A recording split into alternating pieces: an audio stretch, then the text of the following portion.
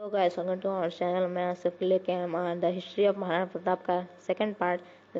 और अगर इससे पहले आपने इसका पार्ट 1 नहीं देखा है तो आप लोग जाके इसका पार्ट 1 देख लीजिए, ताकि आपको पूरी स्टोरी अच्छे से समझ में आए कि पहले पार्ट में क्या हुआ था।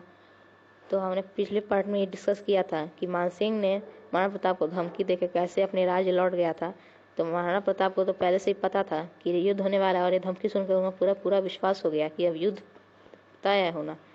तो उसके बाद जब अकबर को ये बात पता चली कि उसने मेरे सेनापति को कैसे अपमानित कर दिया है, तब राणा प्रताप को अकबर ने नीचा दिखाना चाहा और उसने युद्ध का ऐलान कर दिया कि अब मुगलों और मेवाड़ के बीच बहुत ही भयानक युद्ध होगा।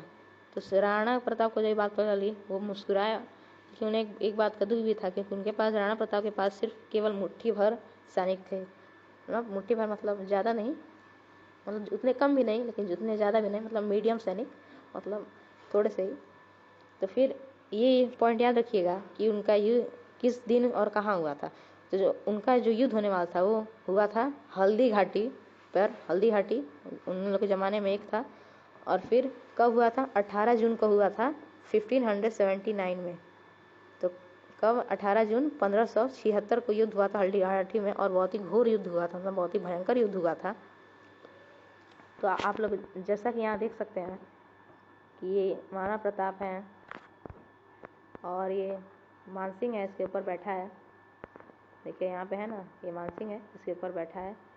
और आपको नीचे यहाँ दिख रहा होगा कि इसके सारे सैनिक हैं। ये हरे वाले मुगलों के सैनिक हैं, और ये जो सिल्वर कलर का पहने ऐसा, वो महाराणा प्रताप के सैनिक हैं। तो यही युद्ध हुआ था बहुत ही भयानक, और इसमें जीत हुई किसकी आप तो जानते हैं। इसमें जीत हुई मेवाड़ों की, मतलब जो राणा प्रताप के सैनिकों की। तो फिर लेकिन एक गलत चीज़ भी हो गया कि इसी युद्ध में जब राणा ने एड़ लगाई तो उनका वीर घोड़ा चेतक मानसिंह के हाथी पर उछला। मतलब इसी जो युद्ध हो रहा था उसमें ना महाराणा प्रताप थे, उन्होंने मतलब चेतक को एक इशारा किया, तो उसने जो मानसिंह का हाथी आपको दिख रहा होगा, इसके ऊपर उसने बहुत भयंकर छलांग लगाई थी। और जो ही उसके अगले टाप हाथी के मस्तक पर पड़े, मतलब जैसे ही उसका जो पैर था वो हाथी के मस्तक, तब फिर महाराणा प्रताप ने मानसिंह पर भाले का वार कर दिया। जैसे उसका जो सिर था वो मस्तक पड़ा तो वो नज़दीक आ गए, और उन्होंने जो भाला था उसका वार कर दिया उनके ऊपर। तो फिर उसके बाद मानसिंह हौदे में झुक गया।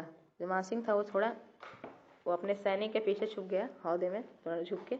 फिर और हाथी उसे लेकर भाग निकला। हाथी भी डर गया था, तो वो भी उसे लेकर भाग निकला, और हाथी की सूंड के वार से चेतक घायल कर। लेकिन जब हाथी मुड़ा तो उसके वार से चेतक था घायल हो गया, उसके पेट पे बहुत बड़ी चोट लग गई।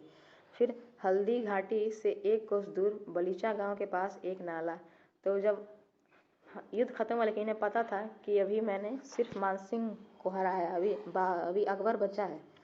तो ये सोचे कि वो सब फिर हमला करेंगे, तो इसीलिए वो एक गांव था बलीचा नाम का, उसी के पास वहाँ जाके वो लोग पार कर रहे थे। तभी एक नाला पड़ा, मतलब खाई टाइप का। तो उसे जब चेतक ने छलांग लगाई तो वो गिर कर मर गया। बहुत ही सैड मोमेंट था वो। हम उसमें मतलब एकदम महाराणा प्रताप हमारे जहाँ के पास एक प्यारा पेट है, और जब उसकी डेथ हो जाती है तो कैसा लगता है। हाँ सही कह रहे हो, मुझे तो बहुत बुरा लगेगा। चलो चेतक, तुम्हारी आत्मा को भगवान शांति दे। तो उसके बाद हल्दी घाटी के युद्ध के पश्चात, मतलब जब युद्ध खत्म हुआ, फिर राणा प्रताप ने सोधा की पहाड़ियों पर अपना शिविर बनाया। तो मैंने बताया था, उन्हें पता था कि फिर युद्ध होने वाला है, तो उन्होंने एक पहाड़, सोधा होता है कोई जंगल था, उसके पहाड़ियों पर अपना शिविर मतलब घर बनाया था। तो फिर कुछ ऐसा हुआ, फिर वो जब जंगलों में रहने लगे तो फिर उन्हें पड़ोस के जंगल से कुछ आवाज़ें आई। तो फिर उन्होंने वहाँ जाके देखा कि एक बाघ है, मतलब शेर है, तो एक गाय को मार के खा रहा है, और वहाँ पे कुछ गायें भाग रही हैं। तो उन्होंने सोचा इस जंगल को अब इससे आज़ाद करना होगा। तो फिर वो उस जंगल को आज़ाद करने के लिए शेर को चुनौती देने गए। तो उनमें और शेर में बहुत ही भयंकर युद्ध हुआ, और फिर शेर उन्हें पंजा मार रहा था लेकिन वो बच गए थे। और वो शेर यहाँ उछला था तो वहाँ जा रहे थे, वहाँ उछला तो यहाँ जा रहे थे, और वहाँ पे सारी गायें भी ये यहाँ रुक के देख रही थी ये हो क्या रहा है। तभी महाराणा प्रताप ने अपनी एक तलवार निकाली और शेर के पेट में एक वार किया, और जिससे उसका जो सारा खून था वो ज़मीन पे धरती पे गिरने लगा, और इससे सारी गायें जो थी वो खुश हो गई।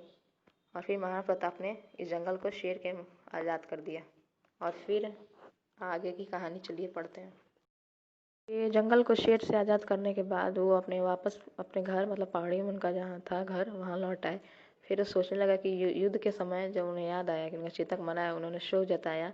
और फिर उन्होंने और सोचा कि अभी अकबर के और सैनिक आएंगे, तो फिर उन्हें आशा उतनी नहीं हुई। तो फिर उनके दिमाग में कुछ एक आइडिया आया, मतलब कुछ योजना आई। तो उन्होंने उनके जो सैनिक थे उन्हें आज्ञा दी कि यहाँ पे जितने भी मेरी यहाँ पे खेत जितनी फसलें हैं उनको नष्ट करना, उनको बर्बाद कर दो, ताकि ऐसा कहीं ना हो कि जो दुश्मन है वो ये खेत और फसलें पाकर और शक्तिशाली हो जाए, मतलब ले लेता तो सारे जिनको खाने के लिए कुछ बचता ही नहीं, तो इसलिए इन्होंने बर्बाद कर दिया सब। तो फिर राणा के बचे हुए सैनिकों की भूख मरने की नौबत आई, मतलब भूख से मरने, ऐसे उन्हें खाना नहीं मिल रहा था तो उन्हें को भूख लगने लगी और उनका भूख से मरने की नौबत आ गई। तो यहाँ तक कि राणा के यहाँ घास की रोटियाँ पकाई गई, मतलब वहाँ पे घास तो थी तो वहाँ रोटियाँ पकाने जाने शुरू हो गई। तो फिर लेकिन उनके भाग में वो भी नहीं था, क्योंकि उनकी जो अपनी बच्ची, उनकी जो एक छोटी बच्ची आप देख सकते हैं यहाँ पे, जो ये रही इनकी छोटी बच्ची थी, उन्होंने पहले इन्हें घास की रोटी दी। तो लेकिन वहाँ पे एक बिल्ली आई, और ये जो बिल्ली आपको देख सकती है मुंह में रोटी ली है सबसे किनारे, वो लेके रोटी भाग गई। अरे क्यों रो रही हो, धरती पे घास की कमी थोड़ी ना है, और बन जाएगी, कोई बात नहीं, चुप हो जाओ।